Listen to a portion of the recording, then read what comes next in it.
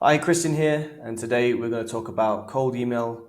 It's a powerful B2B lead generation method that helps businesses reach out to other companies in your area. So if you're wanting to get more leads, get more sales, and you're working in commercial cleaning, HVAC, if you are in construction, if you're in commercial real estate, or even marketing, and you want to reach out to companies in your city, in your area, or even further afield, then cold email can help you get your message and your offer in front of the right people. So what I'll do is I'll bring up the drawing board and we'll talk about how it works. This is going to be more of an overview of cold email and how it works. And I will be creating more videos further down the line, going into more depth on each subject, and I will do breakdowns about scraping leads, writing copy, and all that good stuff, putting campaigns together. So without further ado, let's get onto the whiteboard and let's talk about cold email. So what is cold email? Cold email, very simply put, is you sending out emails to companies who may have not have done business with you, have not heard of you, and you're inciting them to get on a call with you so that you can potentially sell them your services if it's a good fit. So this is you, and you're wanting to reach out to certain businesses, even in your area or maybe even further afield. And as opposed to you sending out emails manually, which is going to take a ton of time, and you've got better things to do, let's be real, than sending out emails. What you do is you draft one email or even a sequence of emails, ideally, and you use AI and automations to blast out these emails to prospects. Now, this can be done over a certain amount of time, a certain period. You can have literally thousands of prospects in your database that you can reach out to, and these have never heard of you. Cold email is not spam. We are not reaching out to companies who won't benefit from our services. So the people that we're reaching out to here, we have to be in a position where we believe that our service can benefit them. They have to have the option to opt out. Let's say they don't want to receive your emails, then be able to say, hey, emails, and you take them out of the list.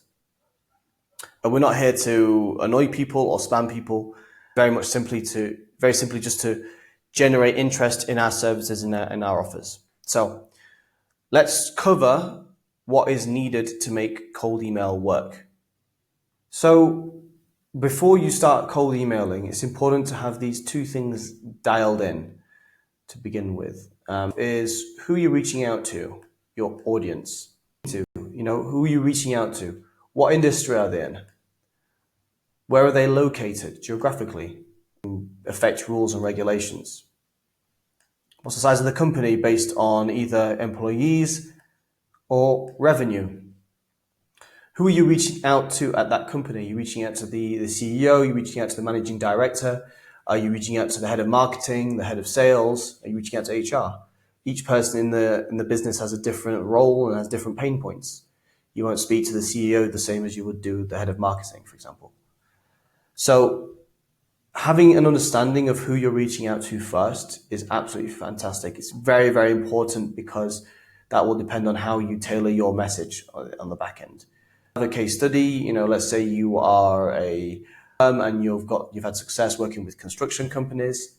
You've got a case study where you've helped them save money or you've helped protect them from a lawsuit or whatever, and you want to use that as a case study. You can find other construction companies in the area and say, hey, we help these guys do X, we'd love to help you do the same. So understanding who you're targeting is very, very important. And you can use existing case studies of people that you've already worked with before to find out who to target. Now, the next thing you want to be looking at is, well, what are you offering these guys? Now you know who you're speaking to. What's your offer? What are you selling them? And ideally, especially for cold email, because it's very fast paced, you want to be offering some kind of transformation. You want to get your prospect from point A to point B with as little hassle as possible. I mean, essentially that's why they're paying you, is because you help them, you offer them a service. You are an IT company and you provide security services. You help a company get from being exposed to threats to being fully protected within 4 weeks, 5 weeks, or compliant with Cyber Essentials or their insurance policy. So offering some kind of transformation with your offer is very, very important. And it can't just be a nice to have. They're very, very difficult to sell with cold email. There are probably much better ways of selling your offer than using cold email. But if you've got a transformative offer, this is going to really help you stand out in the market. Okay. Does cold email fit within the sales cycle? Now, ideally, you want these people to become clients. You want them to be spending money with your company and not your competitors. But to get here, we need to get them on a call. We need to get them on the phone. We need to see, if we can help them. Do we, are they qualified to be a client with us? Can we solve their problem? Can we help them? As soon as they get on the phone, they enter the sales cycle to become a client. Now that is a sales thing. But what we want to be doing is we want to be selling this. We want to sell the call. You don't sell the service, you sell the call in any cold email situation. So you've got a list of leads or a list of contacts who have never heard of you. This is your business or you. And what you're doing is you're cold emailing out your offer or whatever you're wanting to sell. And you're trying to identify from this list here who is interested working with you, who's interested in what you're having to offer. So let's say these people reply back. Now this becomes a lead. Now they're a lead because there's a certain level of interest there. Now what you want to be doing is ideally getting them onto a call as soon as possible. As soon as this person replies, you want to be replying back straight away. Ideally straight away, as soon as possible. But let's bear in mind, these people are busy. Chances of you getting them on a call straight away is going to be very, very slim because they're busy. They don't know who you are. You've just emailed them out the blue. They're like, okay, well, this sounds interesting, but who are you? Chances are they'll ask for more information, which is fine. What you do is you send them another email. You say, hey, here's some more information. If they ask for more information, if they ask for a call, then you get them on the call, right? You book a time and then you speak to these people and then they enter the sales process. But if they don't, if they ask for more information, what you do is you send them more information, either a Loom video or you send them some documentation or whatever. But then you have a call to action in this email. Would you be open to jumping on a 10-minute discovery call to see if we can help you? The cheat code to this is once you've sent them back their email, you give these guys a warm call, guys or girls. You give them a warm call to see, to try and get them on the phone here, to try and get them onto a demo or a discovery call. So once they've replied, they've demonstrated a certain level of interest. You reply back with your information, and then you give them a call. You give them a follow up on the phone. Say, hey, John, you're potentially interested in accounting services or IT services. Could I ask what you're looking for? And then you initiate a conversation. What you do with this is you break down the barrier that you're just some kind of scam artist. Eliminate that. But what it means is that you're a natural, genuine person. They've heard your voice. And from this, you're trying to get them on a demo. Okay? So once they want more information, you can give some basic information on the phone and push for a demo. And that is where cold email enters into the sales cycle. You're here to identify who is a potential good fit for your services and who is interested. So in terms of practical tools, where do you begin? You've never done any cold emailing before. Where do you start? So you need a way of sending out cold emails. Now, you don't want to be sending them from your main domain. You will get it blacklisted. I've had that happen to past clients where they've sent out cold emails using their main inbox and their main domain, and what they've done is they successfully get it blacklisted, and that's not good. You don't want to do that. So you want to have separate domains. You can buy these for for $12 a piece on GoDaddy. I like to use GoDaddy. GoDaddy is a good place of buying domains. Now, let's suppose your company is acme.com. You don't want to be calling me acme.com because obviously you've got that domain, but you can call it acmeus.com or theacmecompany.com or theacme.com. So variations of the same name, and we can talk about how you set these domains up later on. That is not in of itself, but yeah. Domains, Then you want to have inboxes hooked up to these domains. So ideally 3 to 5, I don't know, it's not working very well, inboxes per domain. You can use Microsoft Office. You can use Gmail, a mix. So yeah, so you've got inboxes set up to your domains. Now what that means is each inbox, let's say you've got your name's John Smith, right? You can have one inbox called John, another one called John S, or John.Smith, basically just variations of your name, multiple different ones. And what this will do is each inbox you can send out anywhere from 10 to 50 emails per day, per inbox. You don't want to be going any higher than that, or else you will run into some problems down the line.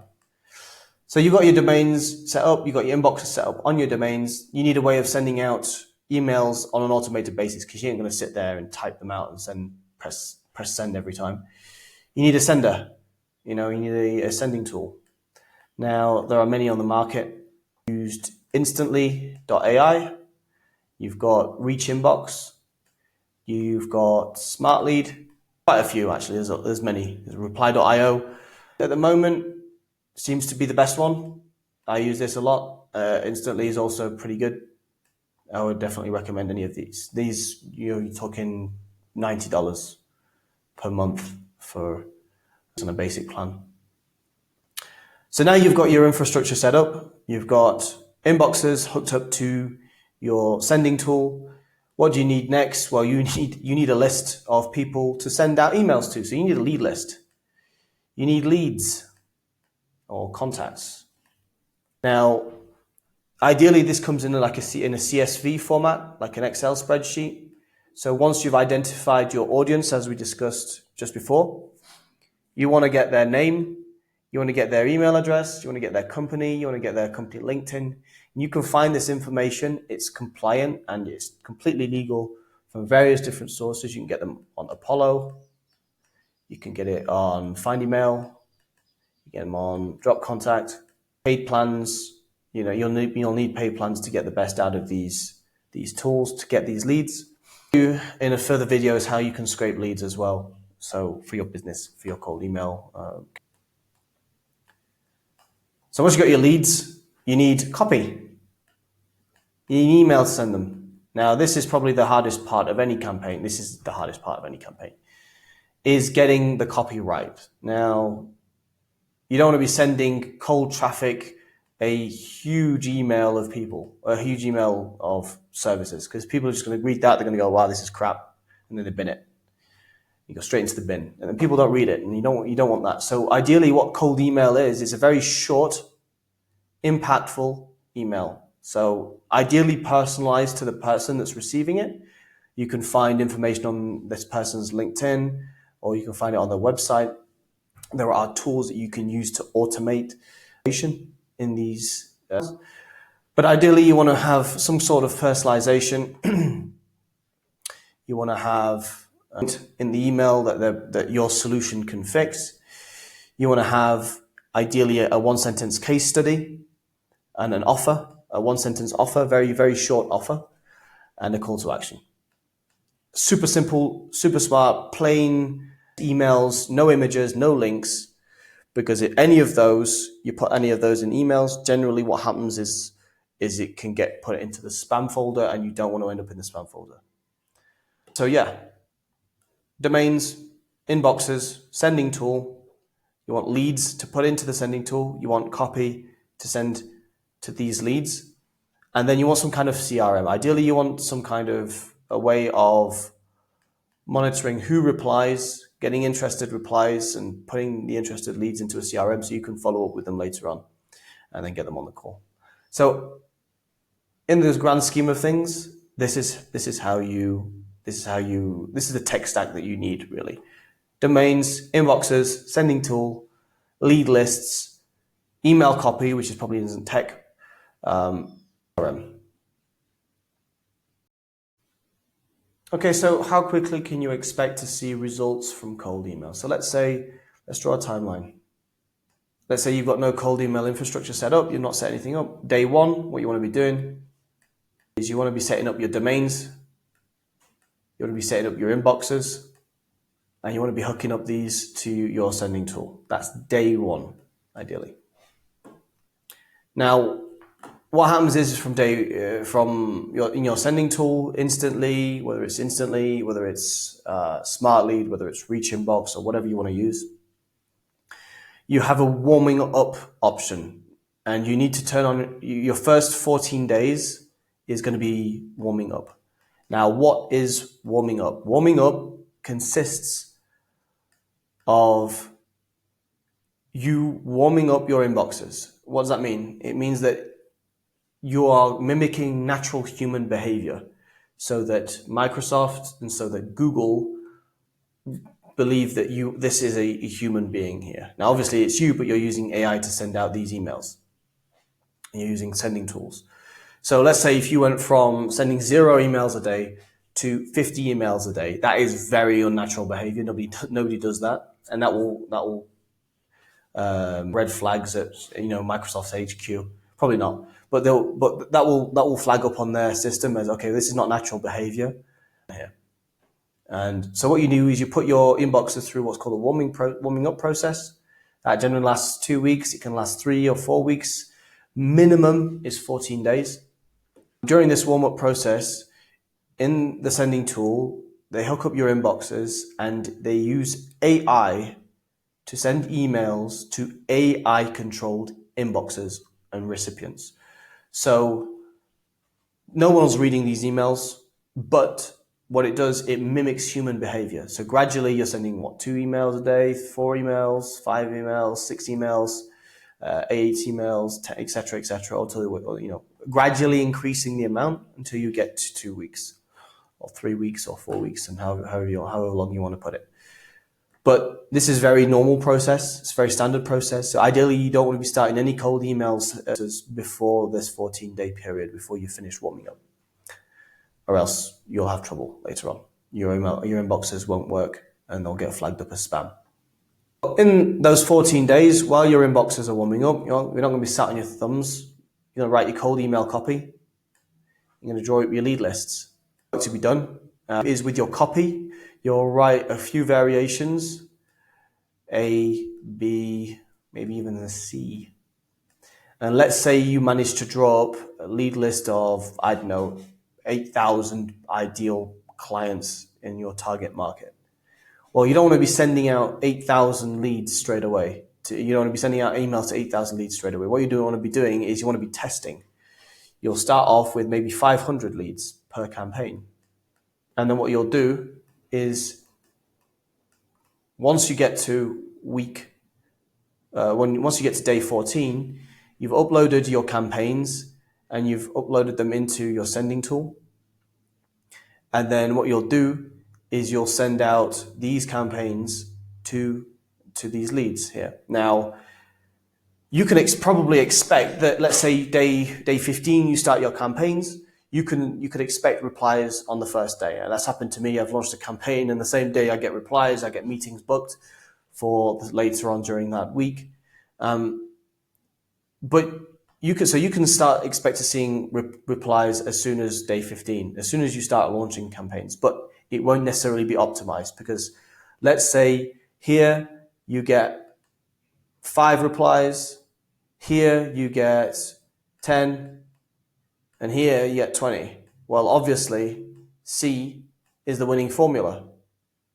C is the best one. Now, of these replies, are they which one's getting the best, the best amount of bookings? Generally, it'll be probably this one, but it could be this one. But the one that gets you the most amount of bookings is ideally the best one, or the most amount of positive replies. I hate to get replies along the lines of, no, I'm not interested, okay, or don't email me again. Or this is not for me, or this is not for us, or yeah, not interested, whatever. That's fine. That's absolutely normal. But you will get people who will say, okay, well, I'm interested. Can you send more information? Or can we have a call? Or can you come into the office? Or whatever. This testing period, this can last another week, another 2 weeks. And then what you'll do is, okay, well now I've identified that campaign number C and email C is working better. What I'll do is I'll send another 2,000 leads to here, and I'll create a D variant to see if I can beat number C in terms of positive replies. So this optimization can keep going on down the line, and you can keep making more iterations of your emails and your campaigns. All that to say, you can expect to see replies as soon as the first day you send out campaigns. But don't be surprised if you don't get, if that doesn't happen, because it does take some time to get your campaigns optimized and running. Campaigns where they didn't work out well the first time round. Further campaigns, reiterations and testing, get good positive replies, more replies from roughly week 6 onwards. So it does take time, and it does take, you gotta test it and see what works. Let's talk about some do's and don'ts and some best practices when it comes to cold email. How can you increase your chances of using cold email to generate more calls for your business? So a big one, the first one that I can see is using your main domain as you're sending for cold email. In the name of the game, you may get blacklisted. You may still get some of your emails. Some people may mark you as spam, and you don't want that for your main inboxes. That's why we set up secondary ones, so that if we lose those domains, it doesn't matter. Last thing you want to be doing is losing your main domain. Don't do it. Expecting the warm-up period, weeks, 2 to 3 weeks. All right, 2 to 3 weeks, could be longer.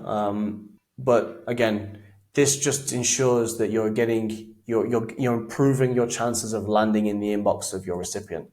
And Google, they can spot unnatural behavior a mile off. So you want to make sure that you're warming your domains and your inboxes up appropriate amount of time. You want to be reaching out to targeted businesses only. You can't be emailing everybody left, right, and center, because that is a surefire way of getting yourself marked as spam. You want to be reaching out to people who actually will benefit from your service. You want to be reaching out to people who are legit businesses and who you can help. Okay. So again, that goes back to the audience, who you're working with and who do you work with, so that you're reaching out to the right people. You want to make sure that your lead list is clean. You want to get them verified. Now, we didn't cover this, but when it comes to scraping leads, you want to verify that these email addresses are good. Why do you do that? The reason is because when let's say people leave businesses, don't exist anymore, but in the databases that you get the leads, they may still exist. So you'll scrape Jane Smith at acme.com, for example, and Jane doesn't work there anymore, but her email address is still on the database. You've got that email address and you send an email. What happens is that bounces back, and that says to your email service provider, hang on a minute, this person's sending. Now, obviously, that happens in some cases when there's a mistype. Seeing this over and over again, alarm bells. So you want to make sure that you're running these lead lists, that you get the CSV file, and you're putting it through an email verifier. Million Verifier is a great one. I'm not sponsored by these guys. I just use them.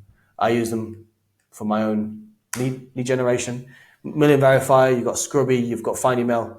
They use AI to sift through the leads, clean out the leads, and make sure that you're sending only to good email addresses. You don't want to be sending links or photos or any kind of media in your emails. The second or third email in the sequence, but you don't want to be doing it in the first email. And the reason is that can harm your deliverability. The aim of the game is to get your email in front of the right people in the main inbox. If you're sending links, it's just more security tags that you need to tick to get into the main inbox. And unfortunately, it can increase your chances of landing in spam and promotion tab. So you don't want to be doing that. I touched on this next point just before. You want to be sending sequences. You don't want to be sending one email only. And the reason is these people that you're reaching out to, chances are they're pretty busy. Once they see the first email, maybe they are interested. They probably might not reply. They've got 1,000 things to do. If you send up a polite follow-up a few days later, that keeps you fresh, in front of mind. The bookings that I've had from follow-up emails is crazy because, like I say, people are busy all day. They're out on the field. They're out on the shop floor. They're busy. So yeah, you want to be sending 2 or 3 emails in your initial trial sequence. To 7 emails, but I wouldn't push it that far. Not with everyone anyway. And last but not least, you don't spam. We're not in the business of spamming people. We're here to generate legit business with people who want to work with us. Cold email is a fantastic way of generating leads and getting business, but we're not here to spam people. People, they may not, even though you think you can help them, they may not want your help. They may have a provider already. Opt out of the emails. You've got to make sure you respect that. Anybody, anything. So that's the importance of having a dialed in audience and a dialed in offer, as covered before. You got to make sure that we're ticking all the boxes and we're treating everybody fairly. So there we go. That is cold email, an overview. That's a cold email in a nutshell. In depth, as again, this is just a kind of high level overview of what cold email is. I will be creating more videos on each of the process in a bit more detail, so you can see how this is done. You can do this yourself. If you've got any questions, if you want any more info, click on the link in the description of this video and it'll take you through to my page. You can book a call with me, how I can help you, if I can help you with cold email, if I can help you with generating leads for your business. And a wonderful day, and I look forward to seeing you in the next video.